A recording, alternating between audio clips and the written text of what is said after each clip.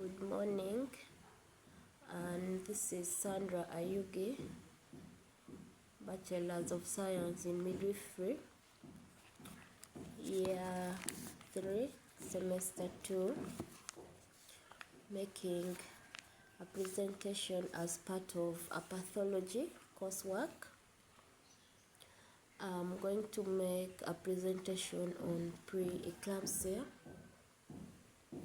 In our case details, Mother AG, a gravida 4 para 3, a 30-year-old, presented with complaint of severe headache, blood vision, and then epigastric pain on the 28th of May 2026. And when I took the history, there was no history of any family diseases like hypertension, like epilepsy, or family conditions like twin deliveries. There was also no history of any surgical case. She has never been done a surgery, any obstetrical or gynecological surgery. She also had no history of any medical illnesses like tuberculosis, hypertension, diabetes mellitus, and mentioned them. But she reported that in her last pregnancy, that was in the year 2023, she developed preeclampsia in the 5th month of pregnancy. She has so far attended antenatal 4 times, and for the past 3 visits, the blood pressure recordings appeared normal. And then when I came on to examine her on examination from head to toe, she seemed to have generalized body edema. And then when I went to the abdomen, the fundal height of the mother was 30 weeks of gestation. The presentation was cephalic. The position was right occipital anterior. And then the fetal heart was 158 beats per minute. And the relationship of the presenting part to the brim was 5/5, and there were no palpable contractions recorded. Vaginal examination was not done as there was no indication for it. There was no issue of any like a drainage or any abdominal discharge or even maybe PB bleeding. So when I came on to do the vital examination of the mother, I found out the mother's BP was up to 161/112 millimeter per mercury. Her pulse was 101 beats per minute, and then the respiration was 19 beats per minute, and her temperature was 37 degrees Celsius. Mother and family were reassured of her condition, and she was flagged as a high-risk mother and this is an obstetrical emergency. For that matter, being in a health center theory that I am, the family was reassured of referral and ambulance was called for, and as such, mother was detained for monitoring as we awaited the transport, as we awaited for the ambulance to reach. In the meantime, when we were waiting for the ambulance, we made sure that we controlled the blood pressure. In that, we gave the mother tablets, nifedipine, 20 milligram per oral, and then also we gave, to control any possible conversions, we also gave the mother magnesium sulfate, the loading dose of 14 grams, in which we gave 4 grams IV intravenously. We did that by we withdrew 8 mils of magnesium sulfate 50% and then mix it with 12 mils of water for injection to make 20%, and then gave to the mother slowly IV for 15 minutes. And then on the other hand, we also gave the remaining 10 grams on the buttocks, whereby we gave 5 grams on each buttocks, but we mixed it with lignocaine, 1 mil lignocaine 2%, because it can really give excruciating pain without the lignocaine in it. The mother was detained on bed as we waited for transport, and then after every 15 minutes we are monitoring for any change in the vitals. The ambulance reached in 1 hour's time, and then by the time the ambulance reached, the mother's blood pressure had dropped to 150 over 98 millimeter per mercury. And we to talk about the pathogenesis of preeclampsia. We have to understand that preeclampsia is a pregnancy-specific disorder, and it's characterized by hypertension and proteinuria after 20 weeks of gestation. The exact cause of preeclampsia is not fully understood, but current literature involves abnormal placentation that leads to a widespread maternal endothelial dysfunction. Let us delve into this one by one. When we talk about abnormal placentation, takes us to abnormal trophoblastic invasion. We can refer to this as a stage 1. We understand that in a normal pregnancy, cytotrophoblasts invade the maternal spiral arteries. Then the spiral arteries are transformed from the small high resistance vessels into the large low resistance vessels. In preeclampsia, trophoblastic invasion is shallow and then incomplete, whereby we shall find that the spiral arteries remain narrow and responsive to what? To vasoconstrictors. Then you also have reduced uteroplacental perfusion. This is due to the poor remodeling of the spiral arteries that cause placental ischemia, meaning there will be low oxygen supply to the placenta, thus leading to hypoxia and then what we refer to as a reperfusion injury. And as a result, there will be also oxidative stress. Another thing is the release of the placental factors.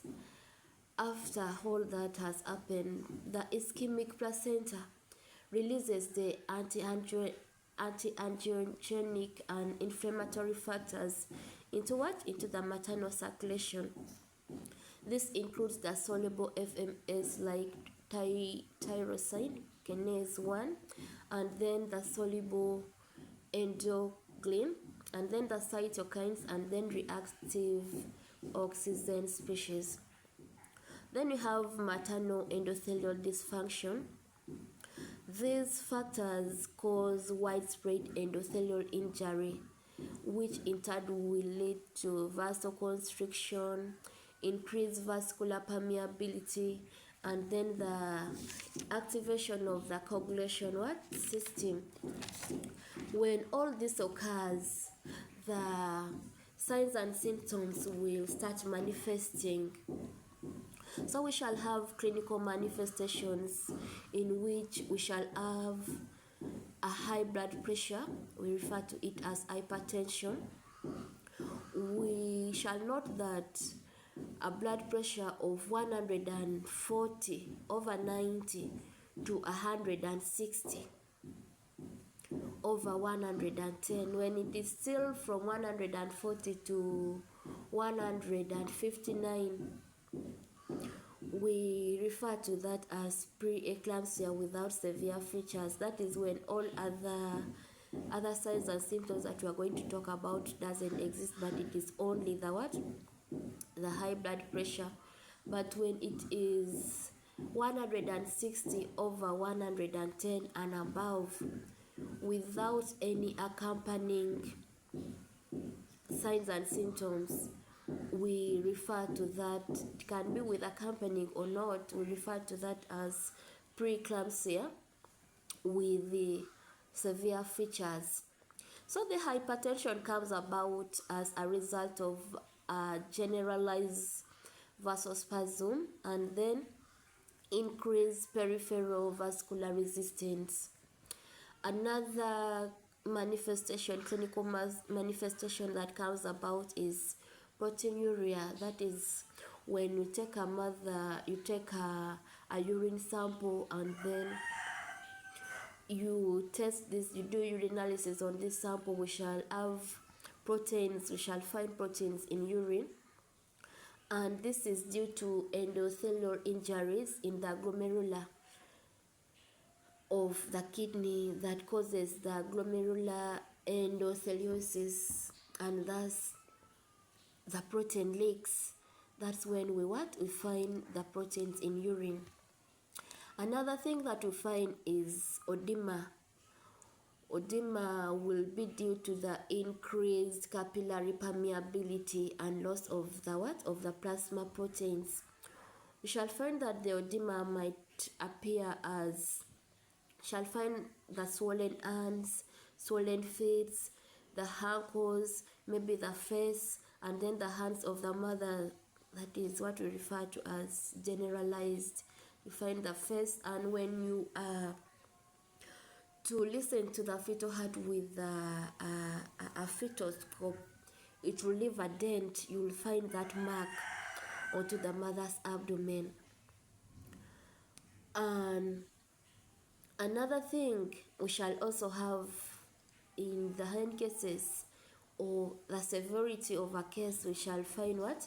There's a organ dysfunction in such a way that when there's a dysfunction in the brain, the mother will start complaining of headache, frontal headache for that matter. There's visual disturbance. In the visual disturbances, the mother might have blurred vision. The mother might have photophobia, whereby they react to light. And then maybe a temporary vision loss can also occur. And a mother can also fit, that is a complication of preeclampsia, that's eclampsia, whereby with all these accompanying clinical manifestations that we've talked about, the mother might end up fitting. There will be disturbance in the brain, and then conversions will take place. About in the liver, there will be elevated liver enzymes, and then the subcapsular hematuria, and then what we refer to as the OB syndrome. And then in the kidney, we shall have a reduced urine output, or sometimes there can even be no urine at all. There's no urine at all. Then how about a dysfunction onto the placenta or the fetus?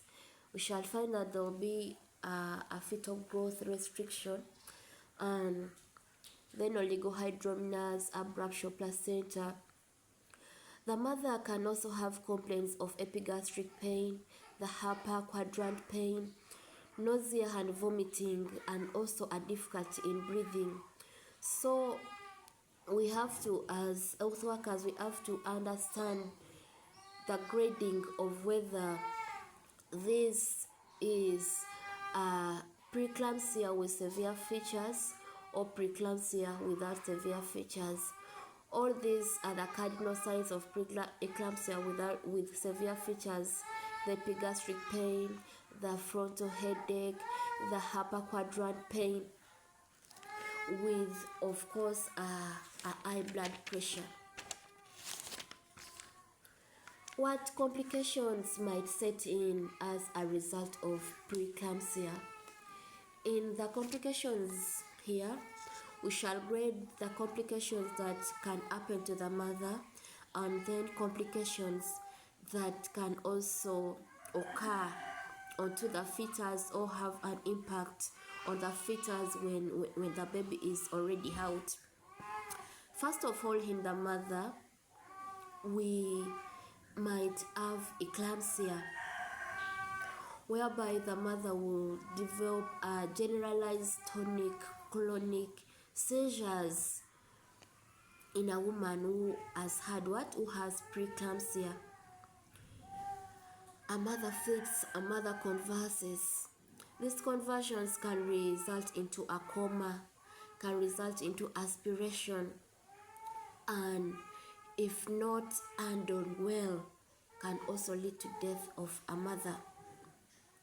And then we have HOPE syndrome, that is hemolysis and then the elevated liver enzymes and then low platelet counts.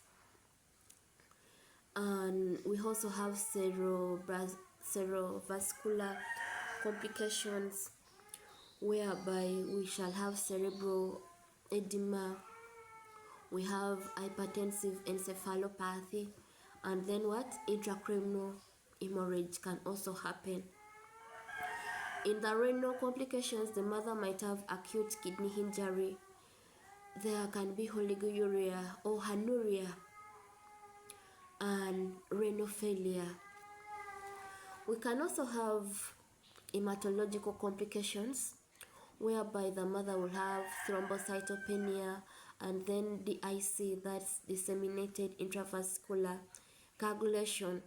That is where when a mother has preeclampsia, you also have to flag them as high risk for a postpartum hemorrhage, because the IC can happen and then a mother can bleed a lot post-delivery.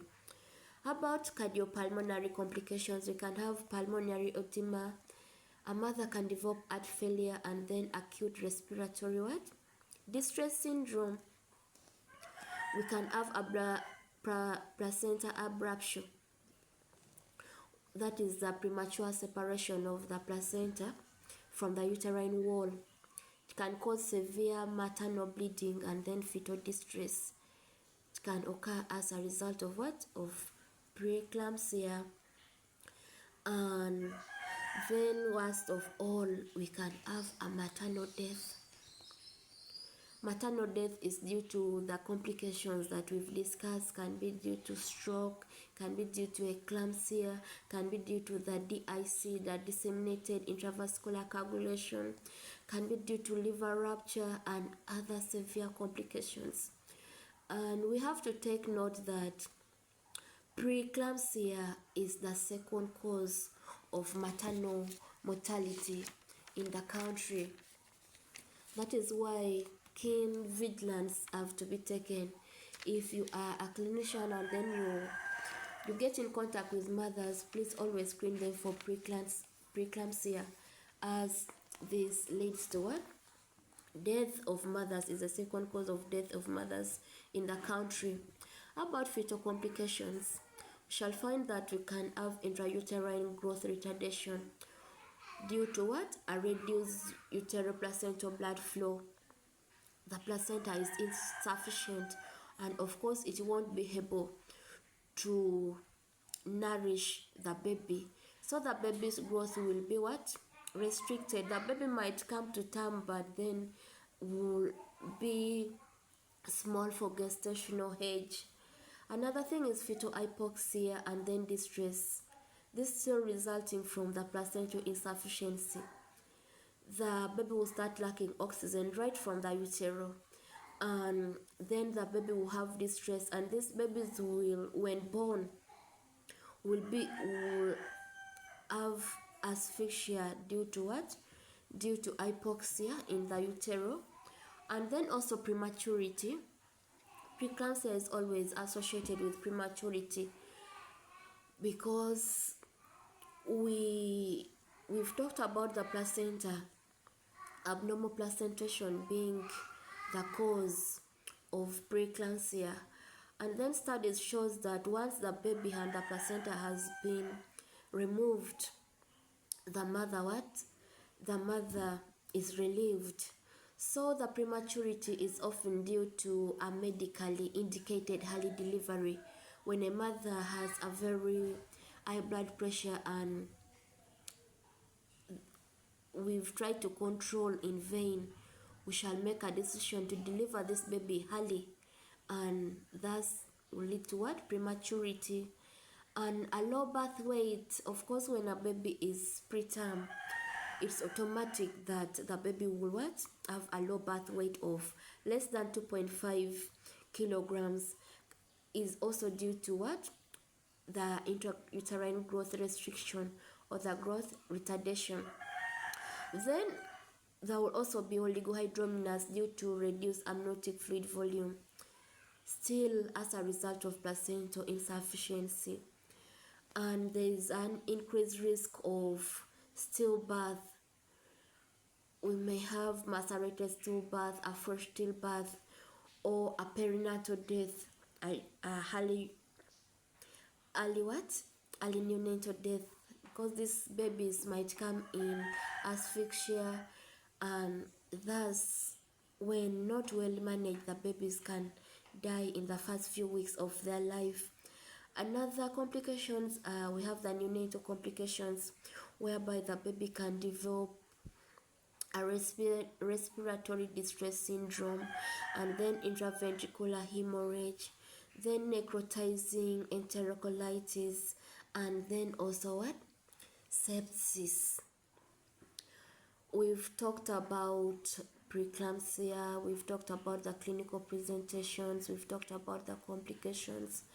How about management of preeclampsia? We have to know that preeclampsia is an obstetrical emergency of which quick action has to be taken when you are faced with a mother that has preeclampsia. We have to pay keen attention to this mother.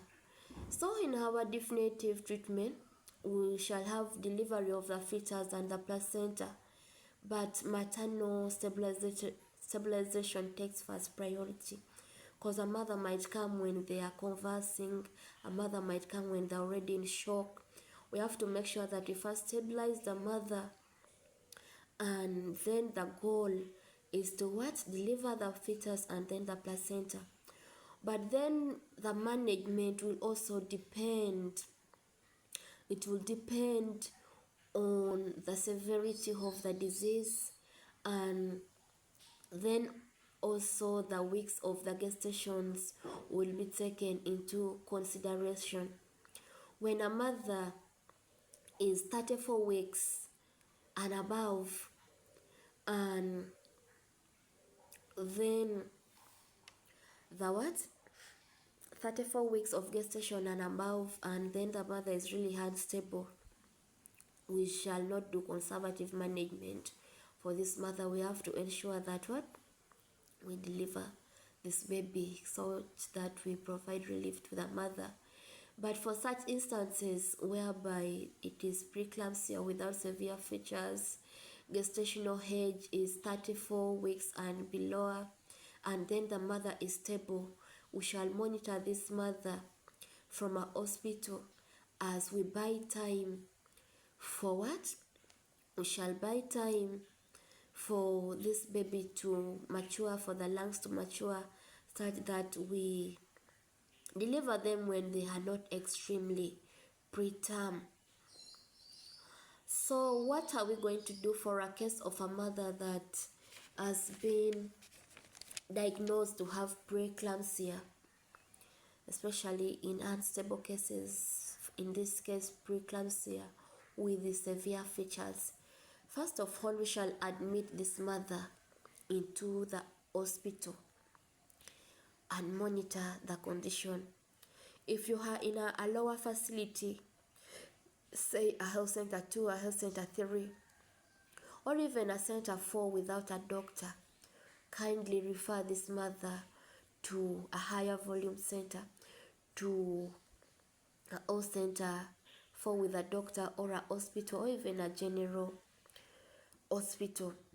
First of all, when this mother is admitted, we have to ensure that we admit this mother and monitor the condition. So we admit the mother to a high dependency unit and or an intensive care setting where need be, depending on the condition of the mother. You have to ensure that we monitor the vitals of the mother. That's the blood pressure, the pulse, the respiration, the oxygen saturation of the mother, the urine output of the mother, and then if indicated we shall need to pass a catheter. And then the reflexes in the mothers and the mother's level of consciousness, because some of them will come when they're already semi-conscious. And then not forgetting fetal well-being, whereby we shall monitor what? The fetal heart rate. And another thing, we have to prevent and then treat conversions. Preventing and then treating conversion is where we shall give the magnesium sulfate. Is always the drug of choice. Magnesium sulfate we shall give a loading dose of 14 grams. That is 4 grams of 20% magnesium IV, and then the 10 grams IM. I discussed about this in the beginning of our presentation, with lignocaine 2% 1 mole on 5 grams to 5 grams on each what? On each bottle, on alternate bottles. And after that, we shall be giving this mother a maintenance dose 4 hourly. That is 5 grams of magnesium sulfate intramuscularly. But then there will be a case whereby in between, even if the 4 hours haven't elapsed yet, the mother can have, maybe will have experienced a conversion. We shall be allowed to give what? 2 grams of the magnesium sulfate to prevent further what? Prevent further conversions. But then we have to take care when we are giving a mother this drug, the magnesium sulfate. We need to pay keen attention to monitor the toxicity of magnesium sulfate, of which when there is a loss of tendon reflex for centers that have patella hammer, we shall eat the patella of the mother and to find out if the mother has any reflex. If there's a loss of a reflex, we have to stop the magnesium sulfate. If a mother has any respiratory distress, maybe there's an increased respiratory rate, we have to make sure that we stop this. And then a reduced urine output. A reduced urine output we can talk about when a mother is passing less than 30 moles of urine per hour. We have to stop this drug. And make sure that when we are giving the magnesium sulfate, because toxicity can occur in any mother, we have to have an antidote available, and that is calcium gluconate. So in case of a toxicity, we have to give the calcium gluconate 10 mils is 10%. 10 mils, we give it IV slowly as an antidote for toxicity of magnesium sulfate. Another thing we're going to do is to aim at controlling the high blood pressure, the hypertension in the mother. So the goal is to reduce the blood pressure to less than 100 and what? 140 over 90 for a case of preeclampsia without severe features. But for those ones that have severe features, the goal is to reduce the blood pressure to up to 150 over 100 or even less. In this case, we are going to give oral nifedipine. If the mother can tolerate oral treatment, we shall give oral nifedipine 20 milligrams as we keep on monitoring the BP of the mother. But then in a very severe case, we are going to give the IV hydralazine. Hydralazine we give 5 milligrams after every 30 minutes as we keep monitoring the mother's condition. And how about fluid management? We have to be so careful when giving fluids to this mother, meaning we have to have a fluid balance chart, and we have to avoid fluid overload as there's a risk of pulmonary edema, and the urine output goal should be more than 30 mils per hour. Another thing that we are going to do as we monitor this mother is laboratory investigations, whereby we shall take samples for a complete blood count. We are interested in the platelets. We have to know if there's any damage. Is there a high platelet, a low platelet counts? We shall do a liver function test, a renal function test, and then coagulation profiling, a coagulation profile where necessary. And then in our definitive treatment, we have to ensure that we immediately deliver the baby. If the gestational age of the baby is 34 weeks and above, and then if the mother's hypertension is uncontrollable, if the mother develops eclampsia, if there's ELP syndrome, when there's pulmonary edema, when there's placenta abruption, when there's fetal distress and when the baby has already died, when there's a fetal demise, there's no need of keeping this mother in this condition. So in such a condition whereby the gestational age is less than 34 weeks per gestation, and then the mother and the fetus are stable, we shall do expectant management in a specialized center. I talked about this before. And then we have to ensure that we offer corticosteroids to ensure fetal lung maturity. The corticosteroids of choice, we have the dexamethasone that's given 12, is given 6 milligram BD for 48 hours. Or if you don't have that DEXA, we can give what? Betamethasone 12 milligram BD also for 48 hours. So this brings us to the end of our presentation on preeclampsia, and I'm calling upon all the health workers that come in contact with mothers. Let us screen these mothers and then treat them, as preeclampsia is deadly, it is fatal, and it's the second leading cause of maternal death in the country. Thank you.